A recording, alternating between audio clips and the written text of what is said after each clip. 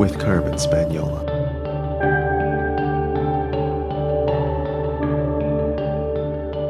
Hi there, and welcome to the Numinous Podcast, where we have interesting conversations with everyday folks about the mysteries of life. I'm your host, Carmen Spaniola, and I'm so pleased to finally have a long overdue interview with Danielle Blackwood. Danielle is the author of the best-selling book, The 12 Faces of the Goddess: Transform Your Life with Astrology, Magic, and the Sacred Feminine. Danielle is a certified archetypal astrologer and a registered counseling therapist with an approach that is both transpersonal and rooted in feminist theory. Danielle encourages clients all over the world to live a life of radical self-acceptance and consciously reframe their stories through an archetypal lens. I connected with Danielle online. She was at home in her enchanted little cottage on magical Salt Spring Island in the Salish Sea. So welcome, Danielle. What identities do you lead with? Well, thanks so much, Carmen, for having me here today. I would say I lead with, I'm a registered counselor. I'm an archetypal astrologer, an author, and I have been a practicing witch for over 30 years. Wow, how exciting. Wow, you're an elder in the community. I've heard you describe your book, The 12 Faces of the Goddess, as a feminist astrology book. Could you talk a little bit more about that? Absolutely. I wrote my book for people who identify as women. Traditional astrology has always been very male-centric. So out of the 10 planets, only Venus and the moon were ever considered feminine. So a long time ago when I was young, I looked into this and I thought, that seems really crazy. And I knew that there were feisty female characters because I myself am a double Aries. So I always wondered why does it have to be a masculine sign? Because in astrology, traditional astrology, Aries is considered a masculine sign, right? So I thought about that, and I thought, I watched Bionic Women and Secrets of Isis and Wonder Woman and all of those shows, and I thought, this is a long time ago. And I thought, this is pretty crazy. I really want to discover the feminine face of each sign. So that's one of the first sort of sojourns into this that I had. Yeah, and so that brings me to gender essentialism. It is obviously the attributing binary gender characteristics to the male and the female, which I think that old school astrology really is guilty of, like many other disciplines. So I thought that it's high time to change that and write a book from a more female or feminine perspective. Mm-hmm. Well, and you say in a few different places in the book that, every person, no matter how they identify as gender, can hold these archetypes of potentially many different signs. And it's not just that it might depend on the day or the moon or that sort of thing, but that it's inherent in every person. We have all of these capacities within us. And I really appreciated that because I also find that a little bit frustrating as a Scorpio myself, that I would say those of us who have Scorpio as our sun will often hear of it sometimes coded, sometimes obviously, as the shadow aspects of the feminine. And it's like, or like as the femme fatale, or as the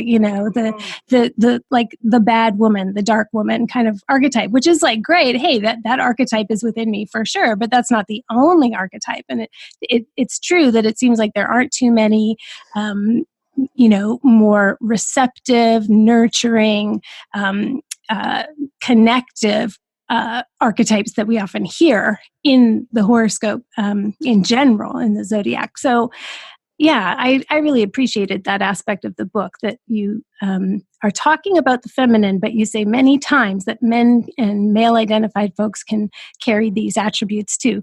Now, for folks who don't know, and I would be included in this, I'd heard of archetypal astrology. I'd heard of evolutionary astrology. I kind of just thought they were like trendy marketing terms. So you mentioned in your book, that's not what they are. They're different techniques. Could you explain that? Sure, absolutely. Archetypal astrology and evolutionary astrology are both I guess you could consider them different styles of astrology, just like when you're talking about psychology.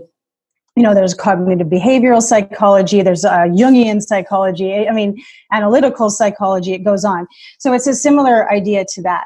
So with archetypal astrology, what we're talking about are the archetypes that we see that arise in your birth chart, right? So we see the stories, we see the motifs connected to deities and different stories and mythologies throughout different histories and cross-culturally.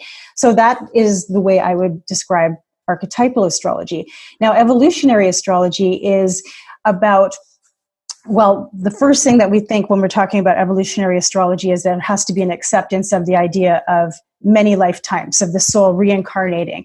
So it's truly about looking back and seeing where your soul has come from, but more importantly, where it is you want to be pointing your ship in this lifetime. So it's about your evolutionary intent in this lifetime. So with evolutionary astrology, it's all about talking about what we are here to learn. And we look at it as though we choose our birth charts, we choose the circumstances in which we are born so that we can learn certain lessons. So does that make sense? Mm-hmm.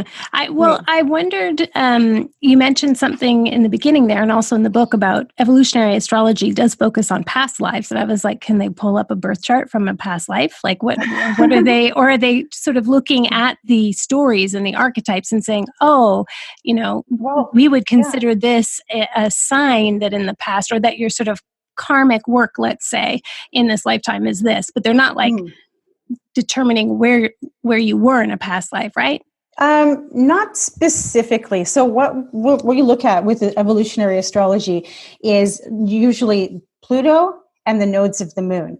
So looking at those 3 points, especially, we can tell really where you're coming from, your karmic inheritance or legacy, most importantly, what you might want to be releasing in this lifetime so that you can evolve into the next step. So looking at where Pluto is and where the North Node and the South Node are, also looking at aspects, especially to the South Node in terms of past lives.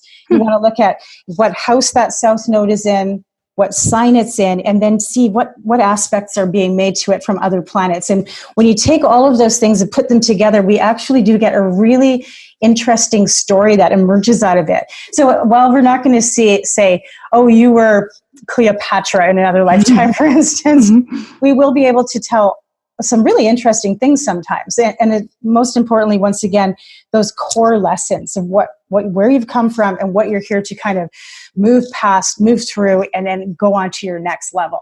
So I find it fascinating. That is fascinating. So from an archetypal astrology perspective, then, it sounds like you needed to sit with each sign and, didn't necessarily have guides, historical guides anyway. Did you have to sort of go into your own process to figure out which archetypes, which goddesses fit with each sign? What was your process like to write the book? That's a great question.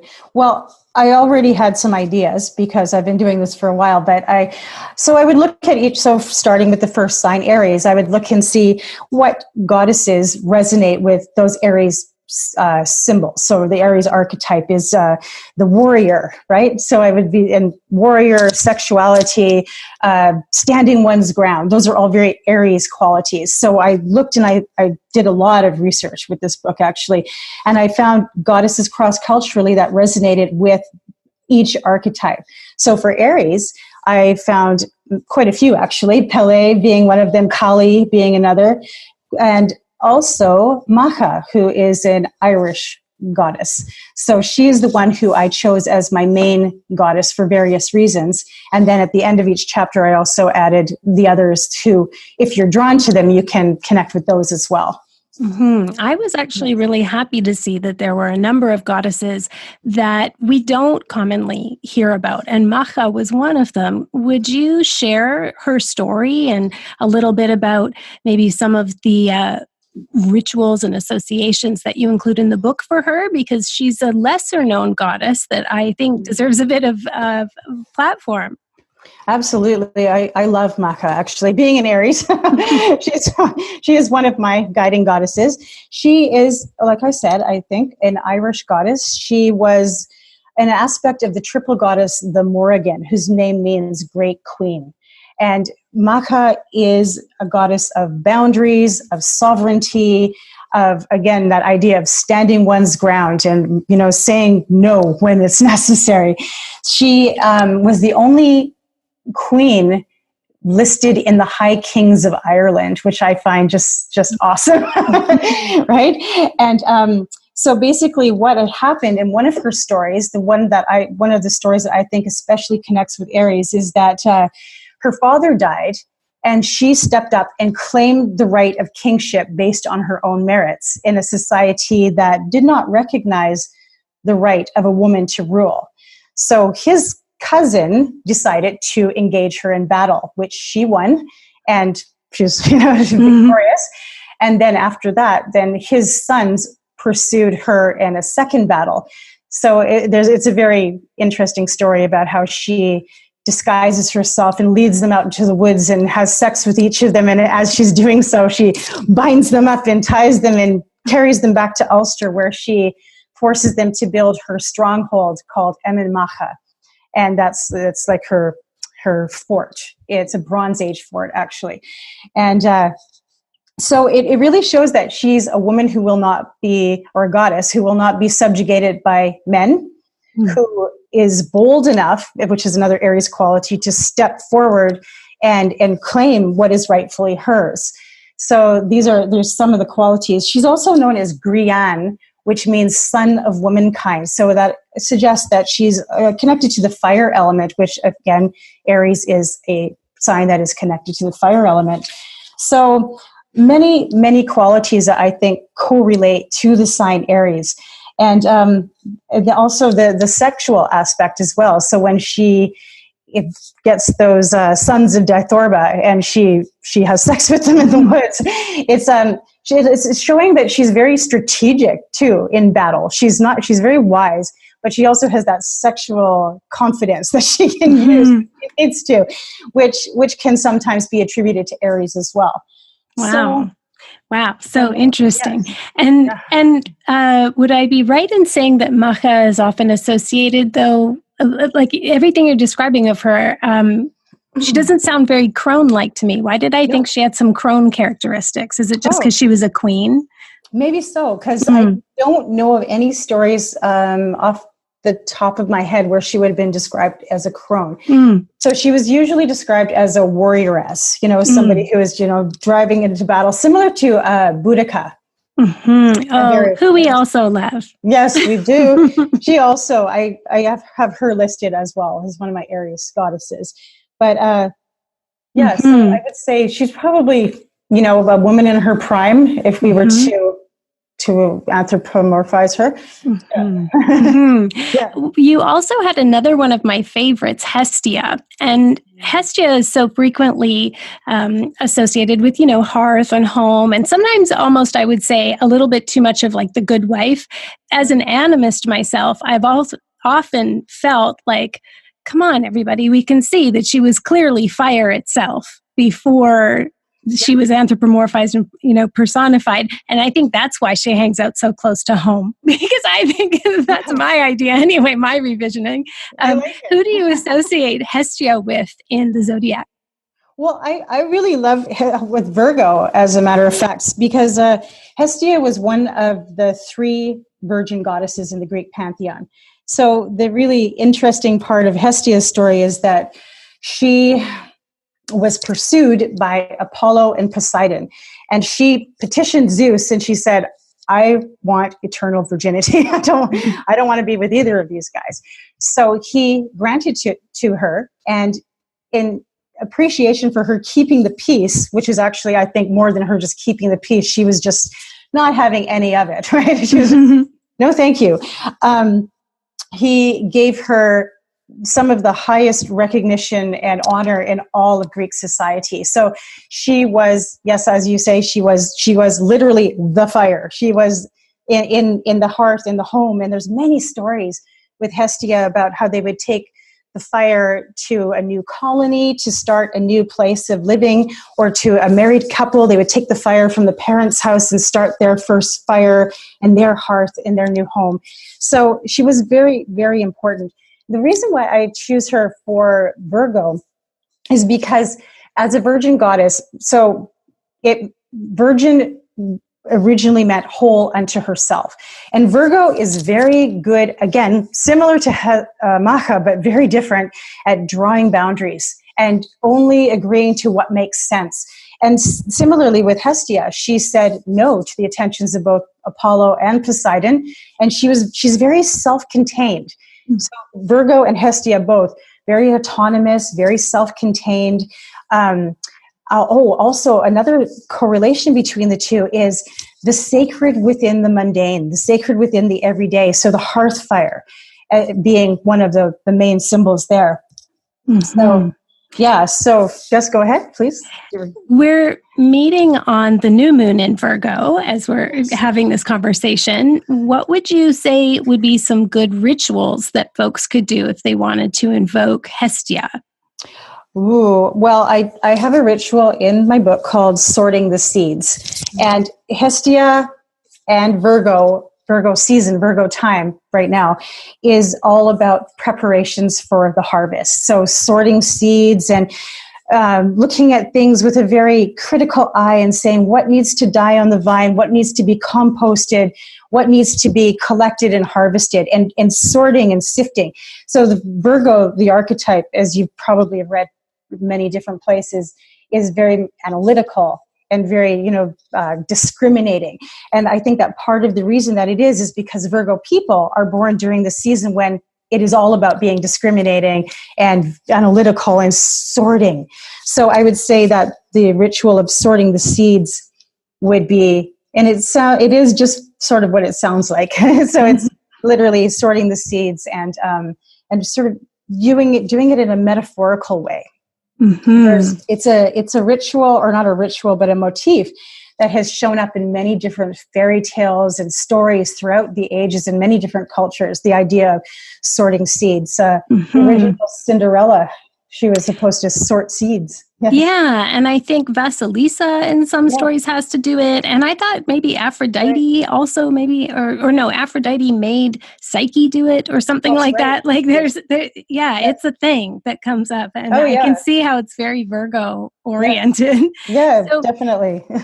You know how, I've read in different astrology columns and things like that, you'll see it'll say the moon is in whatever sign for 2.5 days. And I sometimes wonder, A, how do you figure that out?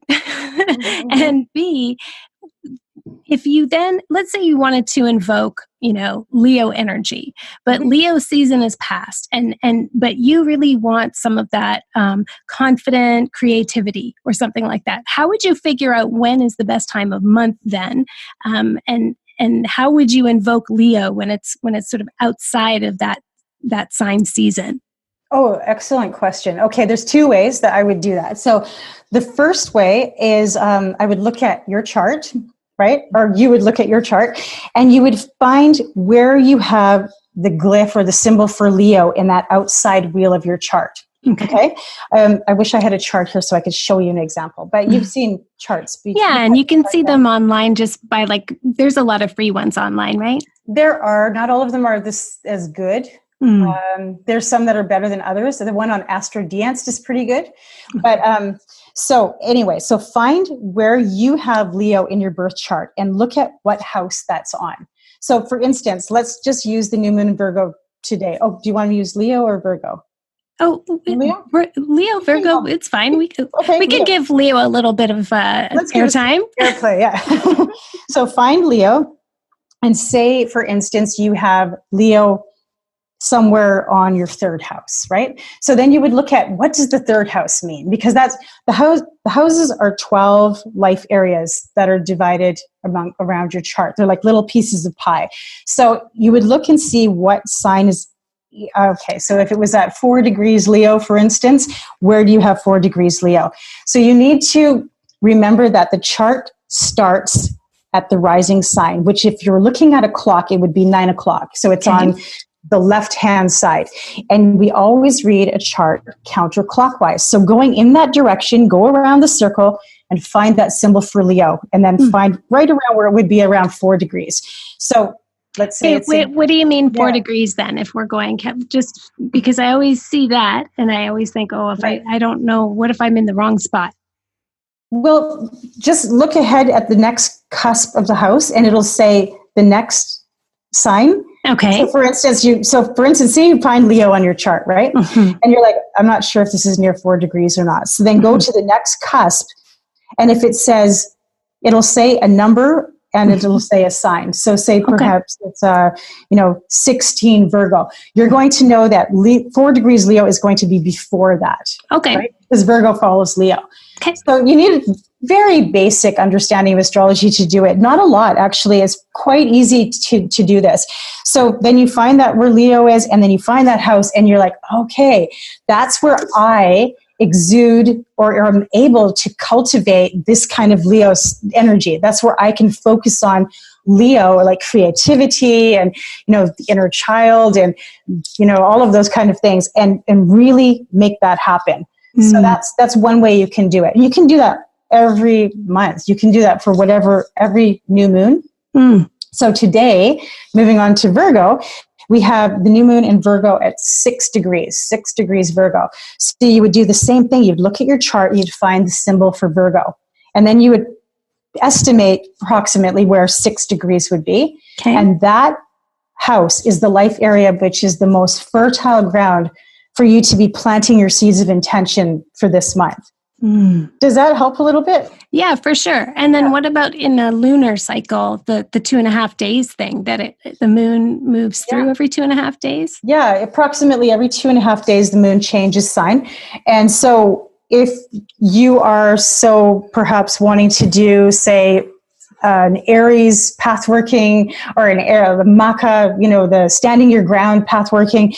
So maybe you want to do it during Aries time. So you would look and see when is the moon next in Aries, right? And it's actually quite simple because what you need is a daily planetary guide, or you can just go online and it's everywhere. And then, and just take it from there. So that sounds good. Yeah, for sure. Mm-hmm. And so I also was thinking, I'm kind of circling back a little bit to how we honor different archetypes and how we honor, the different aspects within ourselves. And in the book, you actually begin kind of locating yourself and sharing a bit about your own history. Mm-hmm. And you share about your grandmother, who has a really fascinating and harrowing and also inspiring story about her escape through the Berlin Wall. And sometimes I wondered, okay, so we can honor our ancestors, but what was her sign? And how could we how could we include some of our ancestors in this archetypal worship, or these archetypal devotions, these archetypal invocations? Would you be willing to share a little bit about your grandmother and maybe what you know about her astrological chart? I do know a little. She didn't have her time of birth, so it was a little more difficult, but she was a very Capricorn. So absolutely a Capricorn, with all the qualities of perseverance and hard work and all of that kind of thing. Yes, my grandmother and her side of the family, they came from a little place that was nestled just on the foothills of the Carpathian Mountains between Hungary and Romania. And their people were called the Donauschwaben. They're a Germanic tribe that settled there a couple of 100 years ago.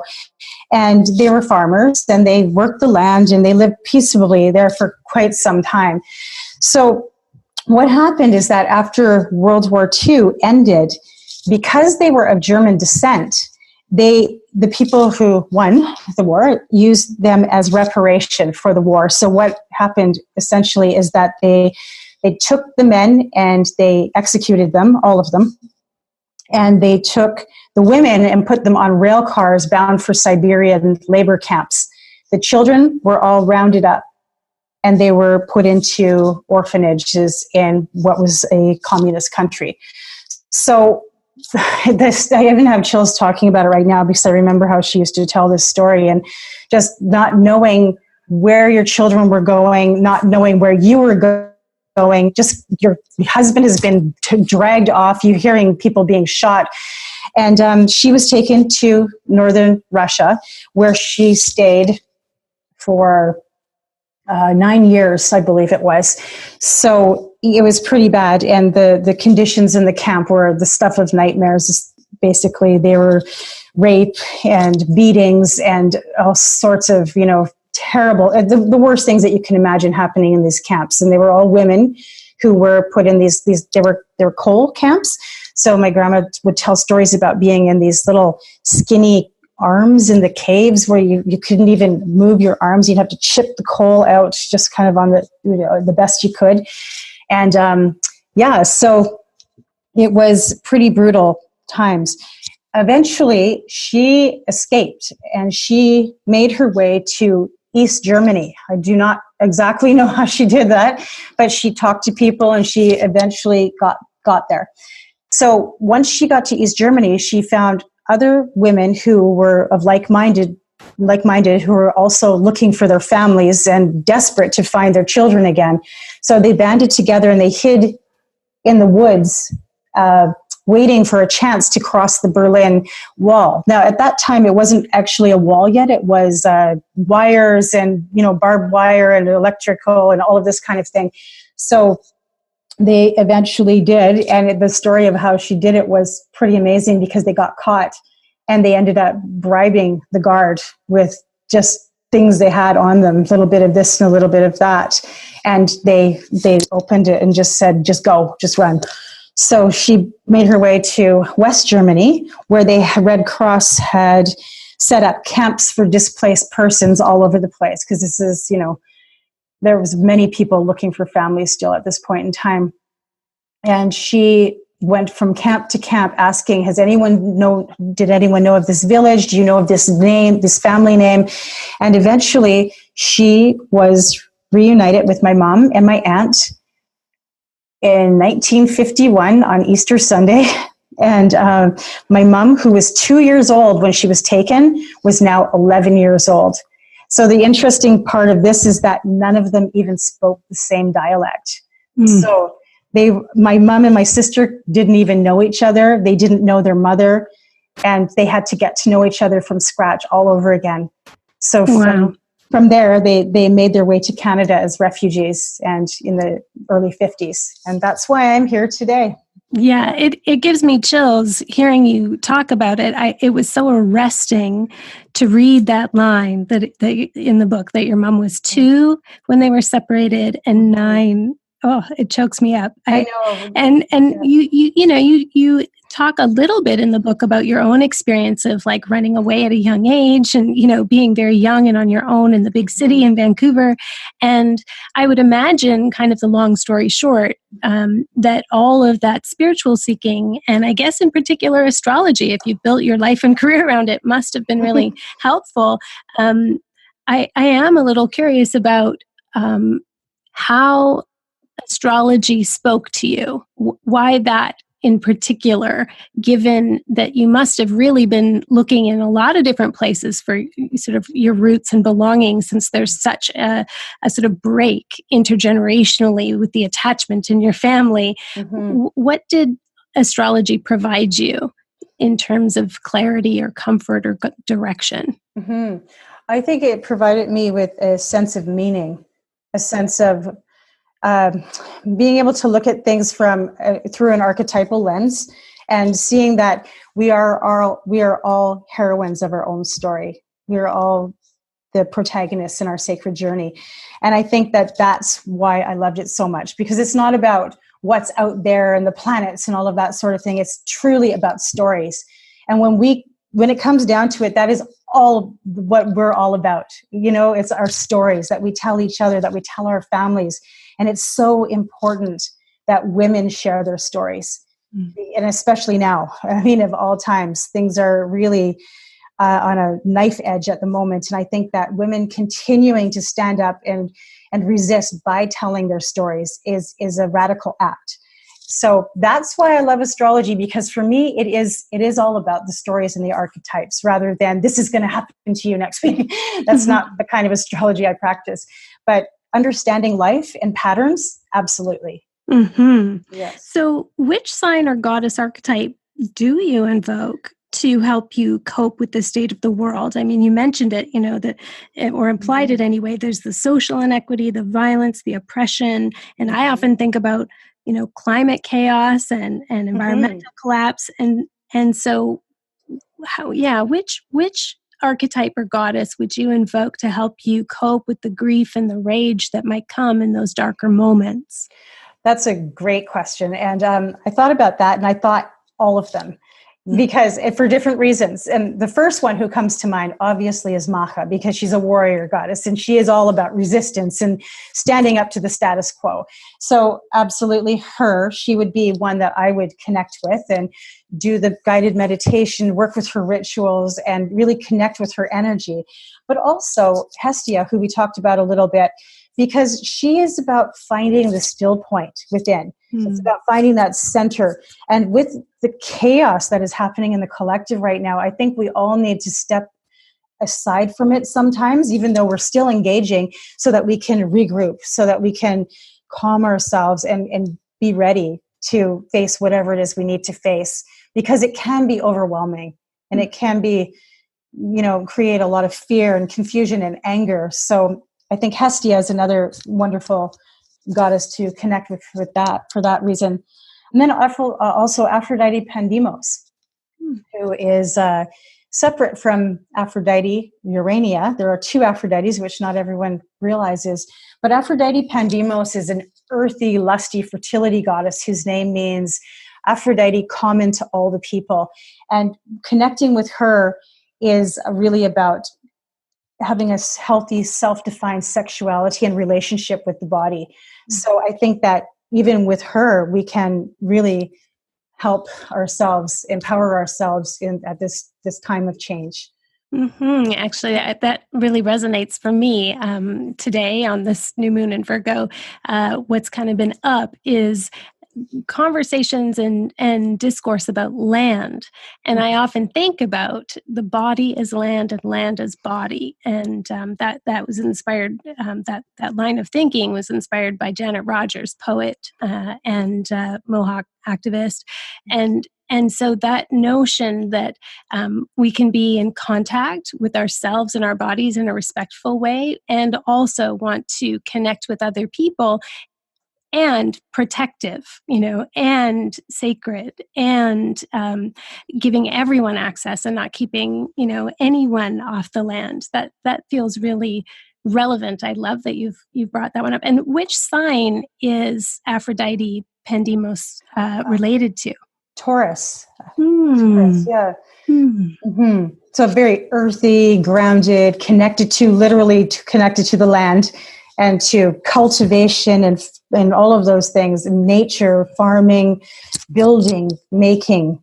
That's simple life, that very connected, hands-on kind of life. It sounds like the small and delicious life. I love it. I was saying that. I was like, that sounds kind of familiar. Yeah. Well, thank you so much, Danielle, for sharing your perspective and for writing the book. It's a really fresh and inspiring way to look at astrology through stories. I really appreciate the work you brought into the world. Thanks for being on the show. Thank you so much for having me. It's been a pleasure. Oh my goodness, what great stories. Macha and Danielle's grandmother are going to stay with me for a long time. I know that for sure.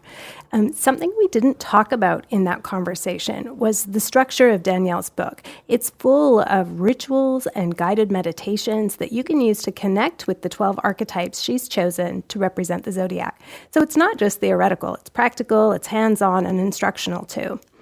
So you can find out more about Danielle's work at danielleblackwood.com. And if you go to the podcast show notes on my site, you'll find links to that website, her book, and also the cosmic weather report she publishes monthly, as well as links to her Facebook and Instagram pages. And I highly, highly recommend you follow one or both because she posts wonderful information several times a month about significant astrological events occurring. So find all of those links at the show notes at carmenspagnola.com, CarmenSpagnola. And finally, the listener shout out today is a hearty privyet to my handful of listeners in St. Petersburg, Russia. I can't even, what are you guys? It's so cool. You're hanging out with me, and now we're hanging with you, and it's so special to me. I've been to St. Petersburg. It's so gorgeous. Of course, I love the Hermitage, but also the people and the food. So thank you so much for hanging out with us. Blagodaryvas. What is it? Blagodaryvas. I think it's something like that. Anyway, thank you. I really appreciate you spending the time. And until next time, take care.